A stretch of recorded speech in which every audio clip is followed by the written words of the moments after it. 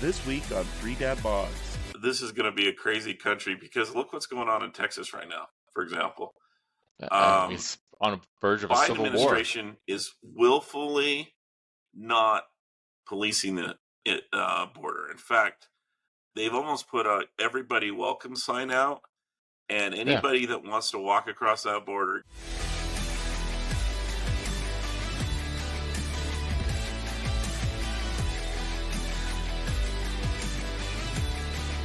Welcome everybody to another edition of Three Dad Bods with Brent, Karl, and Sean. So I guess Sean has,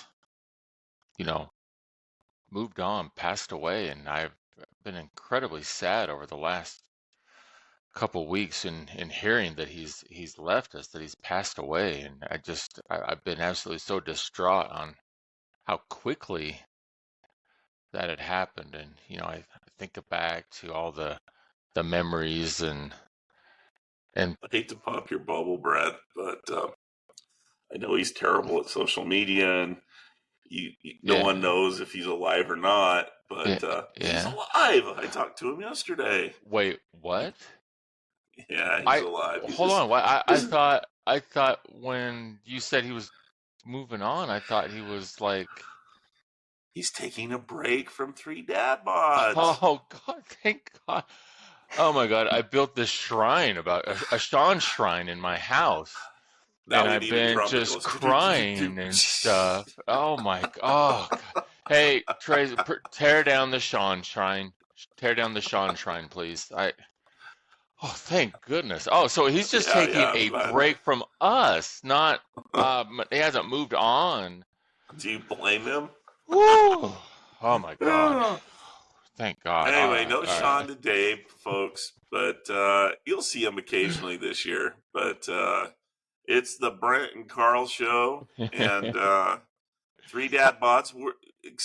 Today is going to be just Brent and I, but in the future, we're going to have some guests, and they don't have to be gender male or bio males, but we're going to have guests on as the third Dad Bod this year, so it's a little different format. So if you're expecting Sean, unfortunately, he didn't pass away, which is fortunate, but he's going to take a little bit of a break from the program.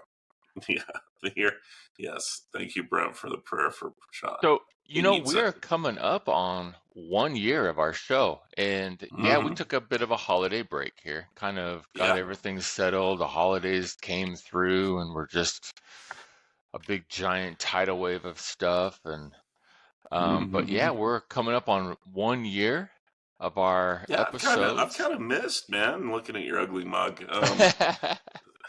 I wish I could say the same. Yeah, right. It's been about a month though, and I kind of miss being on the air and talking about whatever the hell we talk about. But I'm sure so how our you audience been? Isn't pretty good. The holidays go well, and I mean we well, a lot of drama with the girlfriend, but it's good now. Yeah, from the future father-in-law who just blurts shit out there all the time of, they're getting married. Oh yeah. Well, no, the other girlfriend. Oh, yeah. Sorry. So I'm so used to you being single for so long now. we're still dating. It's I'm kind of a bozo. I kind of a little impatient, and she's nice. I told you she's a really nice lady. So a lot nicer than I deserve. But we had a little talk the other day, and things are good again. But good. No thanks to me. But I won't go into details. But so she's a good lady. I just I think I've been a bachelor a little too long, and so I need a little rough edging, sandpapering. Anyway, I won't go. I don't want every woman on the podcast to hate me, so I'm going to Karl, you are a lump of coal, and we all know when coal is handled by the right hands, what can happen to it. – Diamonds, baby. You are a future diamond, Karl. I'm a future. Thank you, Brent. Appreciate that. How was So you want to hear a funny what's story? your holiday like? You want to hear a funny story? So this is maybe not so much a funny story, but just to show how dumb I am. So last week, not this last week, but the week before, Nashville had a major snowstorm, and we got close to probably 7-8 inches here at my house. Oh, okay, that is a major one for you guys. Yeah. Oh yeah, it is. And everybody mocks Nashville because of snow and the whole world shuts down when it happens. However, people have to understand that in Nashville, 3 things. Number one, we have very limited snow removal equipment here because it just doesn't snow that often. Second thing is there are no flat roads here. Every road is hilly, and to go along with that, number 3, every road is windy. You don't find a straight road in Nashville. So the process is it'll start as rain, it'll freeze, and you'll get a layer of ice on the road that's maybe between 1/10 of an inch to, I've seen it as thick as an inch on the road, and then you get the snow on top of it. So it's like a skating rink out there. You can't move. And when you got a windy, twisty road, I mean, imagine trying to make a turn on something, you just go right off the edge. Well, and correct me if I'm wrong, but snow removal in Tennessee is probably like a lot of other states back there. They don't use the stuff that Utah uses, like the brine salt and the. We just use brine, which I don't understand. It does nothing. It's a bunch of dead brine shrimp all over the road. It's just. You don't use the salt though? It's terrible. No, there's no. Well, we don't have any salt around here. It's not like Salt Lake where you got like an endless supply of salt. Endless supply of Morton salt. There we go. So we're on, baby. So not only did we get the snow, but like we had incredibly frigid temperatures. The low on Monday night or on early Tuesday morning was 4, which with the wind chill felt like about -12, -13. So incredibly cold temperatures. That's cold for you guys. Yeah. We got snow. Anyway, so I worked from home Monday. I actually worked from home all week, but I worked from home on Monday, and I can't work with just one computer screen. Like I have to have my 3 screens, and if you work in an office environment, you probably have something similar where you have multiple it's like you monitors. were working in Phoenix with that little laptop. I was like this the whole time. Yeah, I remember. Yeah.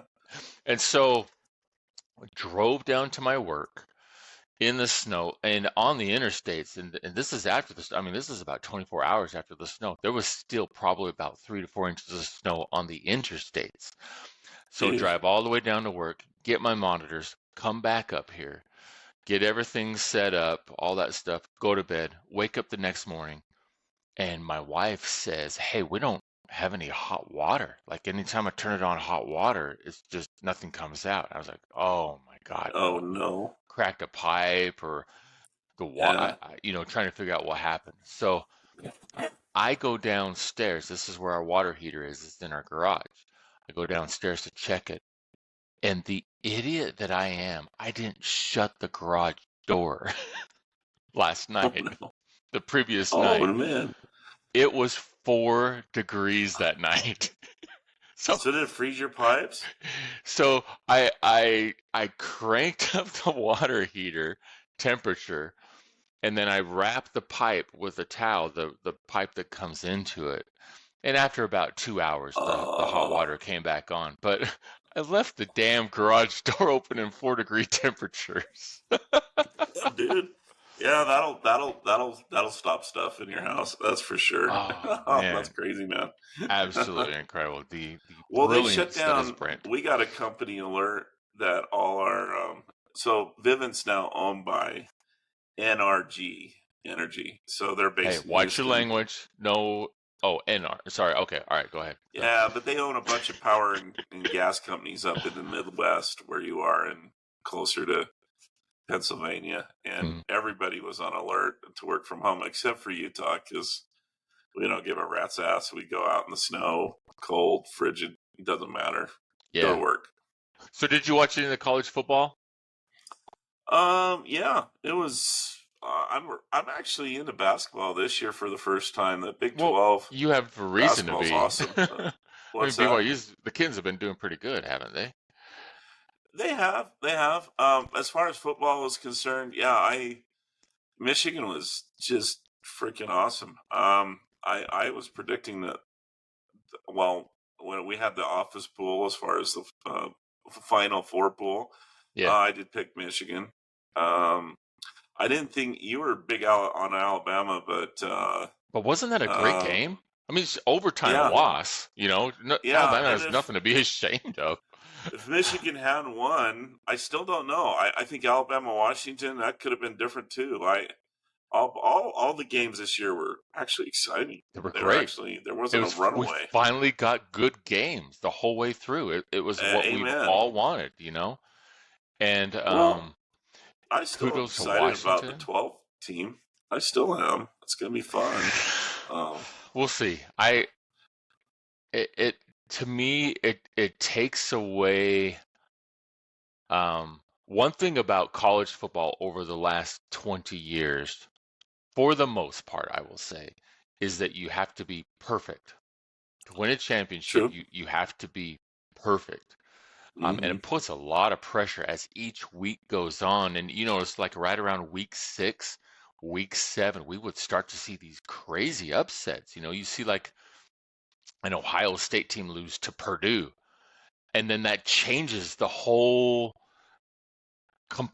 the complexity of what's going on that season. All of a sudden, like where your team may have been like down at number 9, when these guys lose it and you bump up, and now you're getting more and more excited. As long as your team stays perfect, game more important. Like every single game mattered. Okay, I see the season should matter argument versus just let anybody in. However, with only 12 teams, I don't think you're just letting anybody in. I think Florida State, I know you made a lot of noise about how Florida State didn't deserve to be in, and I agree with the top 4. But I do think that they should have had an opportunity. Now, here's the problem. Here's the big problem. I know what you're going to say. Because of exit, you can transfer before the end of bowl season. That's killing the bowl season, except for the playoff. And the NCAA and college coaches and administrators for football need to do something about this, because it is becoming a bigger and bigger problem. Even some of the bigger bowl games. And this is the New Year's Eve bowl games or New Year's games. I mean, you had quarterbacks, important linebackers, and defensive ends sitting out.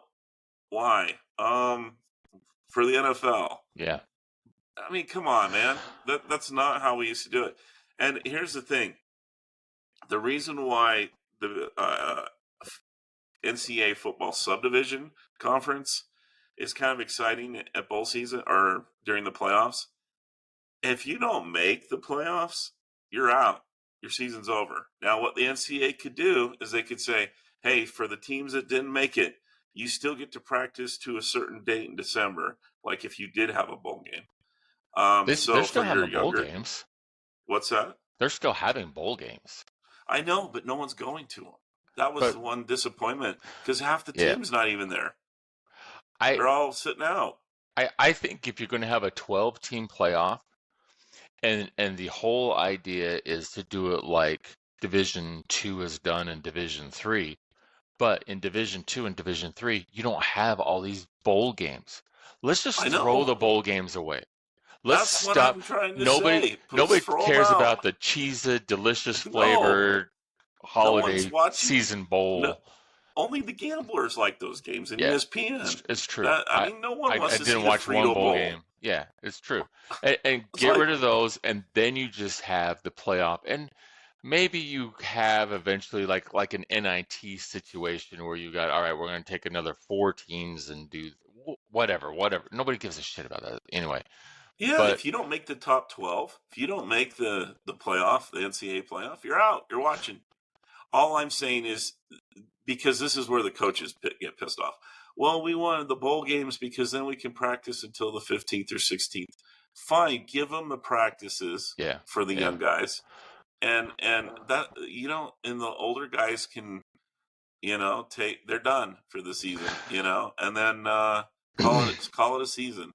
And then the other thing the NCAA needs to do is they need to move the transfer period to after the season's over, or they're going to continue to have this crap You need to going fix on. it too. Okay, you can't make it where everybody and their dog can just enter a transfer portal just because you felt like you didn't get enough playing time or whatnot. That's not what it should be for. I think you need to have stipulations like if the coaching staff leaves. I think that's a valid reason to enter a transfer portal because you were Sure. recruited by that coach to play for that coach. If your team is going to be in a violation, like have, can't attend bowl games or whatnot, that's a valid reason. And I think that actually puts more emphasis on teams to abide by the rules more if you know your whole team's going to transfer out because you have a violation on you. So you've made it.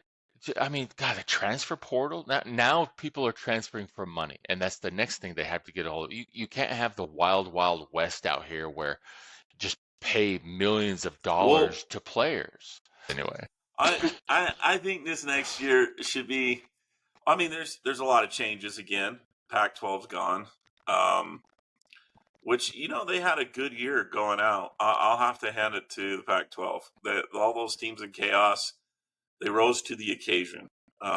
Unfortunately, the two that went to the Big Ten are the stars of the show, though. So I think Utah's going to be probably either Utah will win the first three conferences. They will win the first three conferences. I don't know. Next 3 years. I don't know if they'll. Dude, it's not that easy. I mean, as a BYU fan, realizing it's not that easy. Yeah, but you have to understand, you're not on a level playing field. Utah's been getting these top quality athletes for now almost 10 years. BYU's just getting into this right now.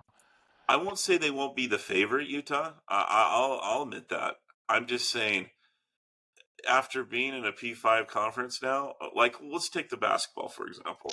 That's been an interesting. It's been an interesting. But it's season. A different situation because you can find 5 great players, even for Duke is an example of that. Well, you're correct. Houston. You're correct. However, the parity. Oh my gosh! Those okay. Yeah, look at number one. I mean, it's always like this. There's only one team in the Big 12 that sucks. Oklahoma State in basketball. Yeah. Every other team could be in the NCAA tournament. Every other team. Houston's ranked number 2. Houston's like freaking phenomenal. What?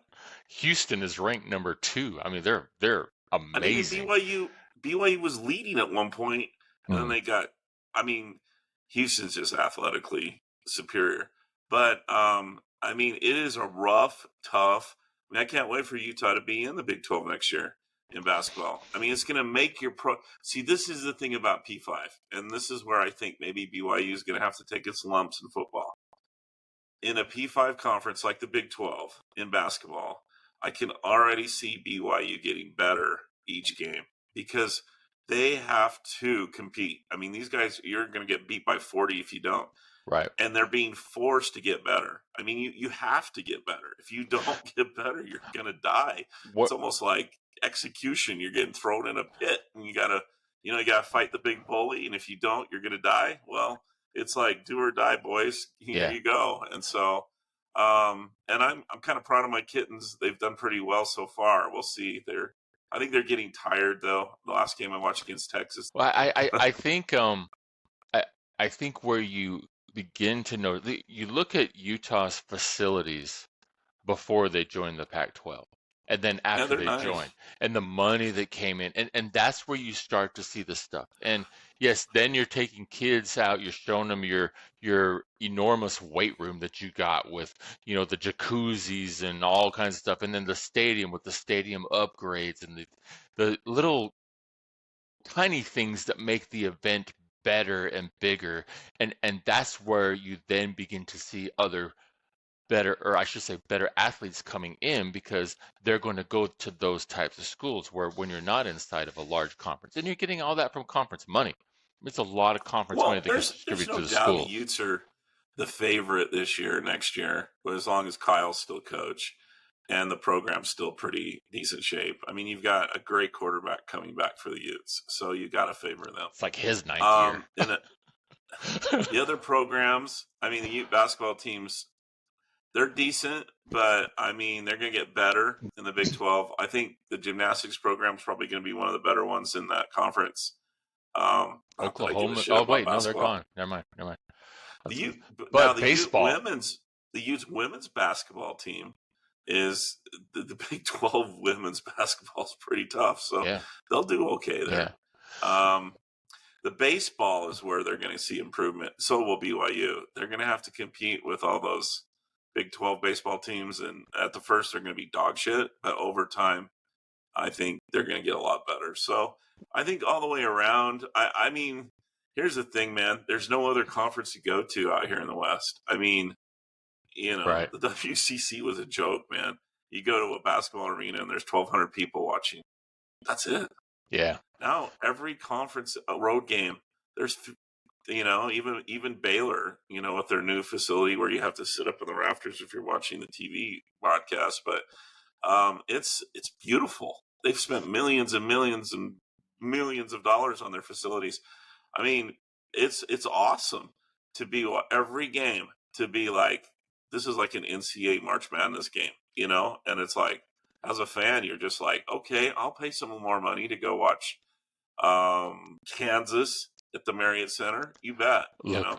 I would love to go to Kansas and see a basketball game. Oh, hell yeah. In Allen Arena. I mean, that's like a you know, like a Fenway Park. You know, the history inside of there and stuff. I'm tempted, if I have any money, maybe I won't, but next year for sure, maybe not this year, but the year after. I mean, you and I and Sean are going to, where is it? This year it's in Kansas City. I think they usually have it. Maybe they've moved it to Dallas now. And it always used to be in Kansas City. It used to always be there. The Big 12 tournament is going to be more exciting than the NCAA tournament. Yeah, it's a lot of loaded teams in there with Houston and Baylor and Kansas. And I mean, Houston's good, man. Houston is a good team. I watched that whole game and I'm like, damn. So, you know where their coach is from? Kelvin Sampson. He's the old Oklahoma coach. He was there for years. Oh, is he? Okay. Yeah. He had Blake Griffin was his player and stuff. And then I can't remember why he got fired. And then he went down to Houston and he's just built a powerhouse. No pressure. You know, it's not the pressure that you have like at Oklahoma. It's Houston. And they are now back to their Phi Slamma Jamma days. So speaking of the Kittens and the Mighty Utes, how about the two best rookies in the NFL coming from Utah and the Kittens? Cade and Puka. And I remember, like, I didn't even know he went to BYU. I didn't even know that at all. Oh, you didn't? And so when I was messaging you, I was like, this kid is something else. Well, there's some Ute fans. They're Ute fans. They're not Washington fans. There's some Ute fans trolling on Twitter and X going, oh, Puka's a Washington product. And I'm like, oh, shut up, Ute fan. But the reality is, he went to Washington 1 year. You can't tackle him. He cannot be tackled. He's amazing. I think the problem his senior year at BYU is he had an injury. Did he?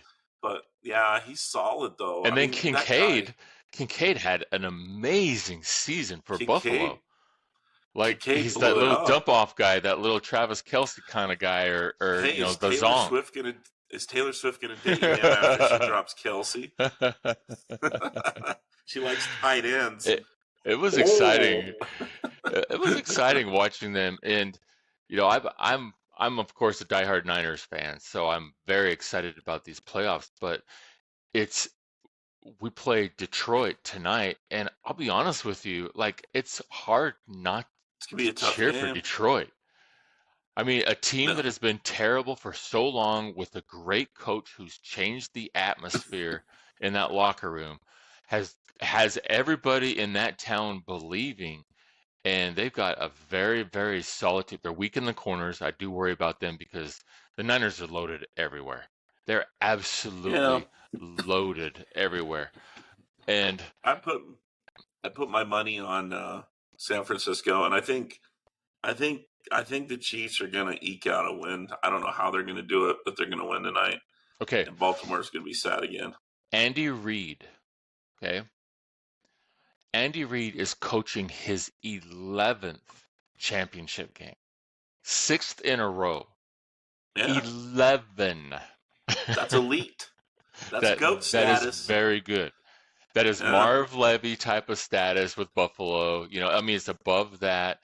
Belichick, it's right in there. His only knock is that getting past that and winning Super Bowls. But he's brought teams to 11 conference championship games with two teams. Hasn't he won 3 Super Bowls? He's won 2. 2? Both with Kansas City. He might get 3. He's been to 4. I don't know. I don't know if he'll knock off San Francisco in the Super Bowl, but we'll see. I didn't think they would make it this far. From last year. I didn't think they would beat Buffalo last week. I was kind of iffy if they would even beat Miami, you know. But they just. Hey, you can't bet against Mahomes, man. You can't. Mahomes in the big games. Whether you think about him or not, whether you like him or not, he's a very, very elite. People just don't like his. People don't like his wife, and Kelsey's trying to pull a Mahomes with Taylor. I mean, you know. You know what? You win like they do, and you can do stuff like that.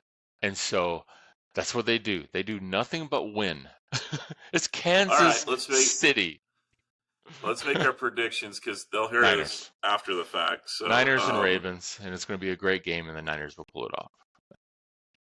Okay. I'll say Niners and Chiefs. And I think the Niners will win it pretty easily. You know the conspiracy, right? You've heard the conspiracy about the Super Bowl colors and how it's always managed to get those teams in there. And the colors are purple and red this year. Well, okay. In the NFL is just entertainment. It's not real football. So maybe you're right. Can't disagree with that. Speaking of Kelsey, I was our Taylor Swift. I was on just before we got on. This AI, remember our AI conversation last year? Yeah. Well, one of the things that is really big are these AI pictures or creations that you can create, and a lot of people are doing these fake Babylon or Onion political satire pictures, and then there's one in sports with speaking of the Chiefs. Coach and Taylor Swift making out on the 50-yard line. Now, the one thing that AI can't do well is fingers on a human hand. And so to detect an AI face is pretty damn easy. Yeah. Just count how many fingers they have. If they have 5 fingers, you know you're on the right path. It's a fake. But here's the problem. There's a lot of porn addicts in this country would be a good way to put it. And there's, I didn't ask for volunteers, Brent, but if you do Google searches on certain celebrities, you can, and you put nude behind it, you can pull up a ton of different pictures. Right. And most of them are fake, and they're ridiculous fakes. Yeah, and you can tell from the face. Yeah, you can tell the face has been put in, onto this body. I think it's just someone so they can, do their thing. But now they're doing these AI pictures, and they're getting really good at it. And so they have these pictures of America's darling Taylor Swift in the buff, doing all kinds of rated X stuff with various personalities, which obviously is fake. However, but people are calling for congressional censorship of these sites now. So how do you feel about that? I think it's kind of stupid because, you go ahead. What's your feeling on that? So my feeling is on a federal government level, that is the dumbest thing in the world to try and get more federal government involved. Now, I think where it needs to be a hit is you have somebody like Taylor Swift have a massive lawsuit for slander. Okay. Amen. Yeah. And that's where it needs to be taken care of. This AI thing, and we talked about this on our episode, it actually kind of frightens me. The ability to put an innocent person into a video or an image that would incriminate them and put them in a guilty situation. And we have already throughout, well, look, in our country, there hasn't been any record of any improper courts or improper arrests. I mean, every arrest in this country up until now has been legit, and there's never been oh, wait, no, that's completely wrong, isn't it? Yeah. I was just thinking I the think that January further 6th. expands. Yeah, all of that Yeah. stuff. January 6th, you could have, during a presidential election and them showing a video of a candidate doing something with somebody else who may not have ever been there. And our public, myself included, yourself included, everybody, our listener included, when you see something these days, you look at a blurb from an article and you're like, oh, well, so and so did this because I just saw an article. Like it's immediate. You automatically assume that is correct what you're looking at, and probably 40% of the time that's incorrect.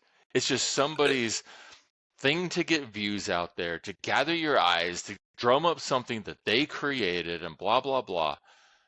And now with AI, I think it's not only going to further expand on that, but we're going to see a lot of Misinformation. Exactly. Yeah. Manipulation by deep, whatever manipulators. Yeah. Yeah. Well, it's like this whole thing with the Palestinians and Israelis right now. I mean, both sides, and I say this, and not.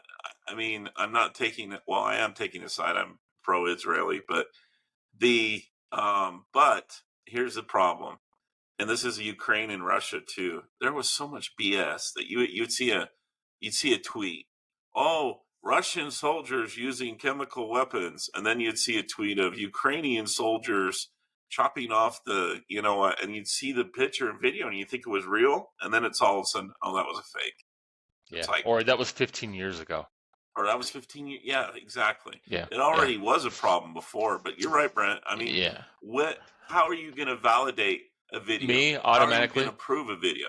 Any headline I see that says Russia, Ukraine, I automatically disassert it. I just don't even think about it. It is such a scam. I'm sorry if you're pro-Ukrainian and save them. You're being led a scam. It is a money laundering scheme from the top, which is making a lot of people very, very rich. That is all it is. That money is not going to help soldiers. It's not sending weapons. It's not doing any of that stuff. And it's sad that the Ukrainians are suffering. It is. It really is. It's a damn but shame. We don't know what the real situation is. That I would have really liked to have heard. Let them have Tucker Carlson interview Putin. That I wanted to see. Why did they say nope? You can't do that. Absolutely not. You're not allowed to. Why did the government step in and say that in a free speech society? Putin's the devil, dude. But the Russian people aren't, and that's the thing that makes me sick. Is there are Russian soldiers and families suffering too? Is Putin really though, or is that just the misinformation that we are being forced down to us so that they can continue to support the Ukrainian cause? Putin's a dictator, dude. He really is. He's in there been way too long. I'd like to hear the other side. I really would. I mean, he looks kind of fun hanging out with, taking your shirt off and barrel chesting around on a horse with him, but he's kind of a dick from what I understand. So I'd like to hear it though. I'd like to hear it from him. But here's the problem though. You look at Putin and then you look at Biden. You say, well, Biden's this nice old grandpa guy that we elected. Is he? No. Is he? No, and he's dumber than a fucking bag of rocks. Not. He's just as evil in some ways. And this is where I'll probably get in trouble with other people. But yeah, there are some areas that I think Putin and Biden are the same person. There's no doubt about that. And I think, and that's unfortunate because he leads our country. He leads the free world. Does he? What's that? Or does he? He can't even find his way off of a stage. Really. Yeah, it's all bullshit. And then you were talking about Israel and Palestine, and yeah. Look, I'm not going to say I'm pro-Palestinian. I'm not going to say I'm pro-Israeli. I'm pro-peace. Yeah. And I think that yes, Israel had a right to retaliate. I don't think they've had the right to continue doing what they've been doing this time. I think their goal was a little too much, though. They wanted to That's what I'm saying. eradicate I'm Hamas. I'm saying you run like a 3-day bombing spree, and then Hmm. that's it, and then let the U.S. go in Or, and put their well, contractors in there and make billions of dollars rebuilding everything for all that. well, what you do is you punish the one that's really behind it all, and people want to say, That would be well, it's the us. Hamas. No, it's Iran. It's always been Iran. And it's like Tucker, and I think it was Hannity was saying the other day on his show. It's like we're pussyfooting around with the Houthi rebels. Who the hell are the Houthi rebels? There's someone from Yemen. Yemen. What the hell? That's a little country that no one gives a rat's ass about. So we're so but they're all supplied through Iran. And I'm just like, and we're sitting here giving Iranians money in the Biden administration. And I'm just like, screw Iran. I don't give a rat's ass about Iran. We could take out their military capabilities within a day or two if we wanted to, and we don't need to occupy the country. If they're going to fire at American soldiers, they're going to screw up American soldiers' brains through some of the electronic warfare that China sold them. And that, when you really connect all the dots, it comes down to it's between us and China. That's Yeah. really who's pulling the strings in the world And right really, now. it only comes down to money. It's all you look through. Yeah, I've said whoever this wins the war. numerous times. Look, if I think I would love to see a president come in there and pull all the troops out of all these other countries and put them along our border, and us just say, you know what? Y'all been protesting against us. Y'all been hating on us. Y'all figure it out yourselves. We're going to protect our borders and protect our country.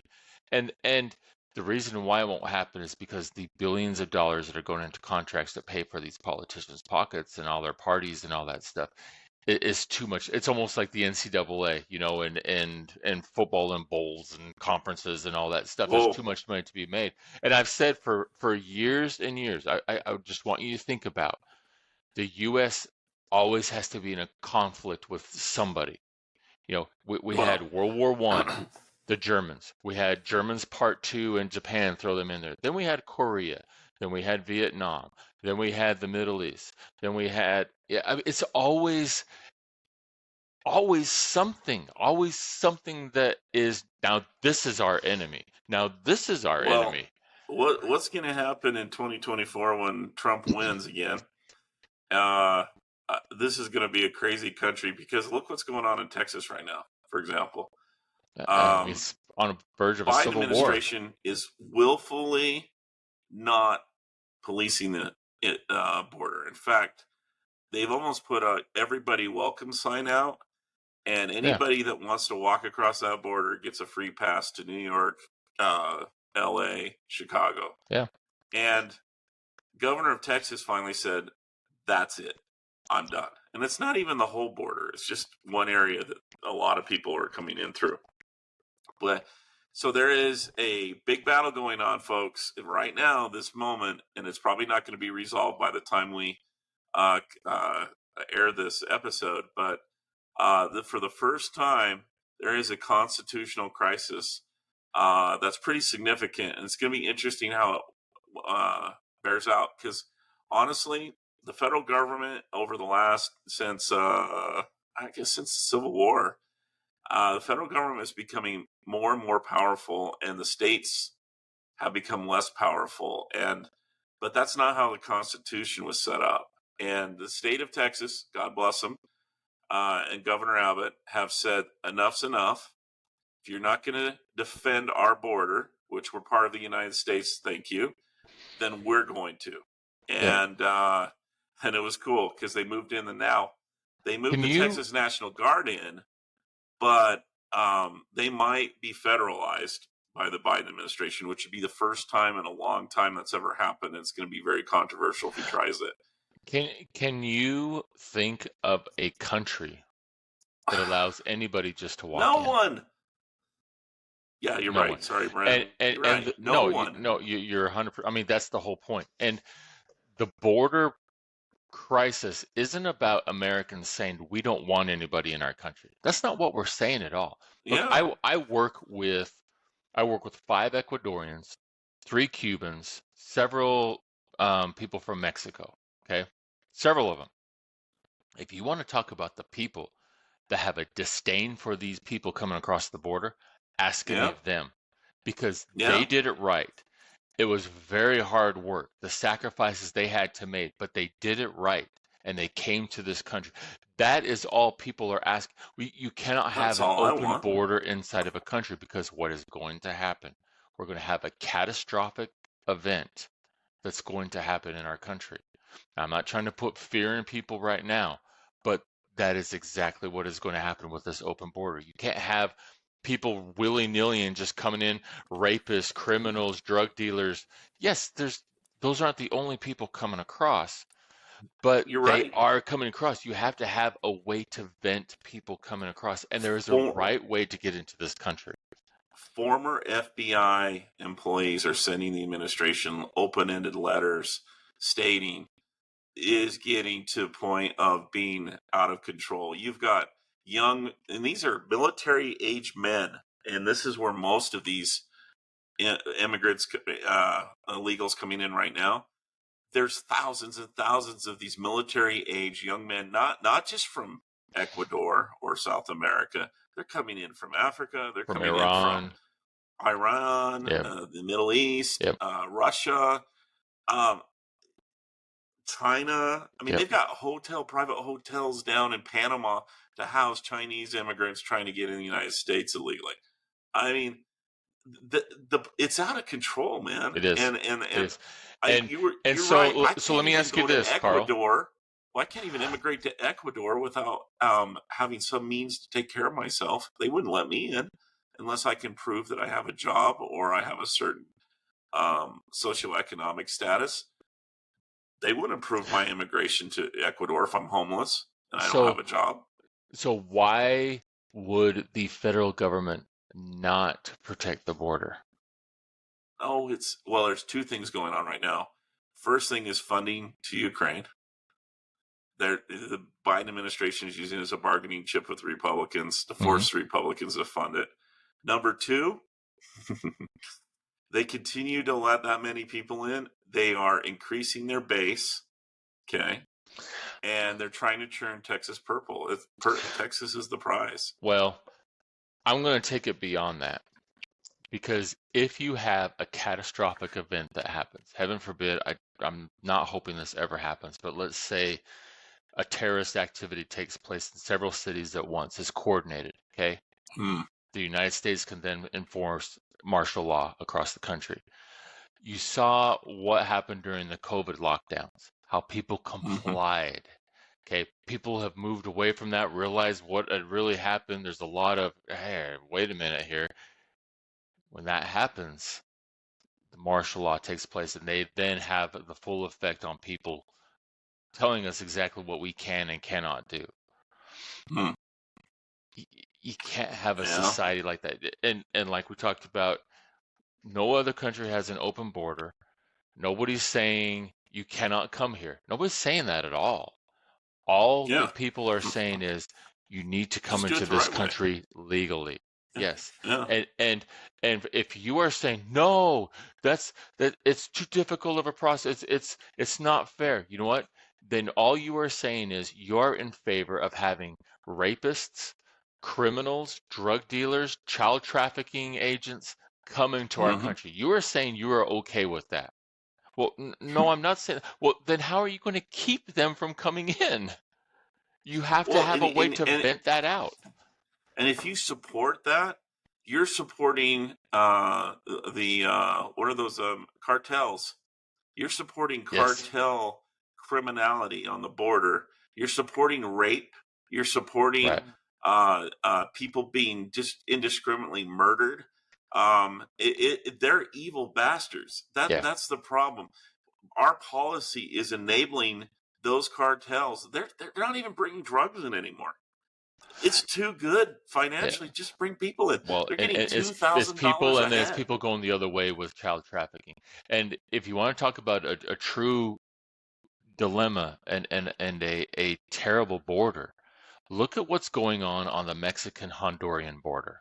Okay, Oh, with Hondurans coming across, trying to make their way across, and the cartels are waiting for them, oh yeah, and they're taking them children and they are becoming sex slaves. They're taking these people, they're mutilating them, they're yeah. making them into drug runners. Hey, we'll get you in the United States, and all they can do now is they become a mule bouncing drugs back and forth. Okay, it is a horrific situation that, as you're talking about, the cartels are owning the southern border in Mexico.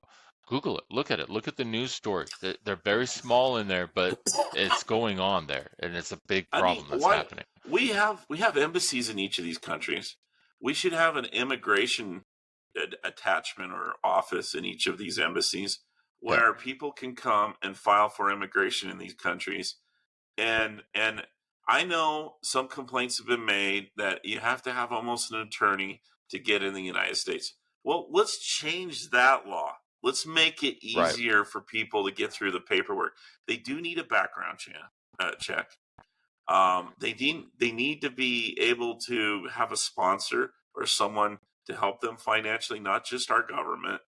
Um, but if they can meet those two requirements and they're basically disease free, and if they aren't, we can give them the medicine they need and get them healthy. Then bring them in at that point. I don't care who they are, where they're from. This is a country that my ancestors came to, and I had, back then they didn't have all this other They stuff they had did. to They worry had about. Ellis Island. They had all kinds of stuff that you had to get They through still had to come legally. through though, Yeah, a central absolutely. place. Is the Canadian border an open border? Are people just No, flowing through Canadians, as far as Minnesota? our liberal neighbors to the north who think everything we do is so Republican and nasty and conservative, they don't let people indiscriminately into their country. Right. Yeah. Yeah. So why are we the only country in the world that's being asked to do that? Now, if you're a conspiracy theorist, there is one theory that the WEF, that they want all countries to be more economically equal. Therefore, the United States needs to dilute its economic base enough that it's equal with the other countries. And if that really is the case, why are we so in love with being part of the WEF and the The UN? I mean, WEF should be disbanded. yeah. It's one I of the mean, most corrupt organizations in the world. I'm sorry, but the game's out, the word's out, and this election is going to be fun. And now here's my thing It's going to though. be I interesting, did the legal process. How does this last little trial here, how do yeah. you go in and ask for $30 million on a slander and then get awarded $80 million? When has that ever happened in the history of Yeah. these I'm curious to see, because you're seeing some states pull Trump off the ballot, and look, he's not a clean candidate. Let's be honest. No. I'm not going to try and bullshit anybody on that he's this clean, squeaky clean person and all that. But he's a targeted candidate. He is a candidate that puts a lot of fear in people, and he's almost cultish with his following that he has. He has die-hard followers. He's done a To almost a very good fault. job. But Yeah. I think the reason why it is because the reason why he has an appeal to me, I'm not saying I'm voting for him at all, but the reason why Mm-hmm. is because he calls people out on the poor actions that they make. He holds people accountable. People don't like that. He exposes people for what they are or not doing. And because of that, he has a giant target on his back to keep him quiet. That right there should be a big sign as to why are they purposely holding this guy back. They have a deep fear for him. Here's my theory. This election. This is the first election where a third party candidate like RFK Jr. has a shot. Have you seen the 36 latest people say poll? they're in favor of it. 36%. He's coming in over 30% between Yeah, a three-way race with those two. 36%. It's Yeah. 36%. He's now on the ballot in Utah, and he just got on the ballot in New Hampshire. I say, or I hope he gets on the ballot in all 50 before the election. This would be the most interesting election in history if this happens, because I mean, RFK. I put in a information request, so now they think I want to be on his campaign.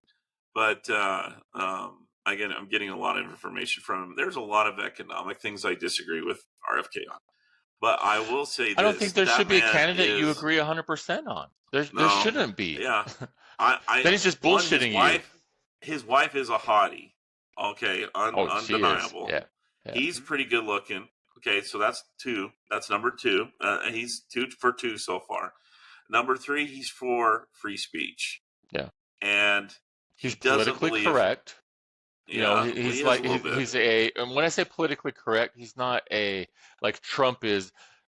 Trump does these stupid things. Well, he thinks before he speaks. Yes, exactly. I guess that's what I'm trying to say. Yeah, he's very understanding of the power that he would be holding and the example that he creates.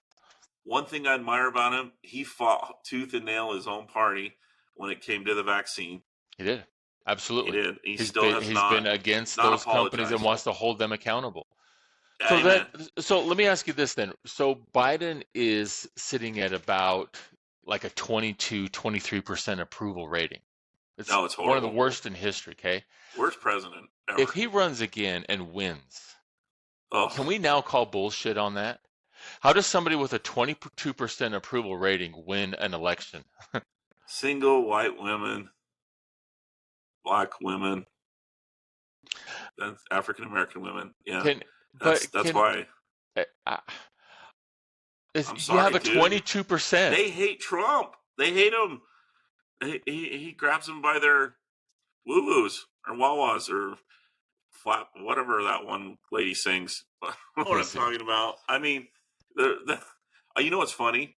20% or more black men now, African American men, are leaning Trump. I mean, they are. Hispanics they absolutely are leaning Trump. Yeah. I mean, the minorities. And so I don't know if he wins. Like I think we have to call a bullshit situation. And now I'm seeing a lot of Democrats, from Obama to the Clintons, telling Biden that he needs to just retire because I think they understand they don't have a way to fix or rig an election with him behind it, as they would somebody like Kamala Michelle Harris. Oh, baby, that's the savior for the Democrats. Michelle Oh, you watch it; they'll slip her in. Yeah, but it's going to come out that she's a man. I mean, that'll eventually come on out. Oh, we're going to get censored on Spotify now. There we go.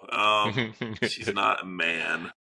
Maybe she is, but the man, baby. She's a big lady, though. I mean, her hands are bigger than her hubby's, and they have one kid, right? Just 2. one. They have 2. They had 2. They had show me any baby pictures of her holding that baby when it's right after birth. Well, we'll see what happens. We're not going to talk about politics every show here, but this is just kind of what 2024 is shaping up to be, everybody. And it's going to be interesting. So, this is going to be an incredible year. Yeah. And so, you look at 2024, we've got the major election coming up.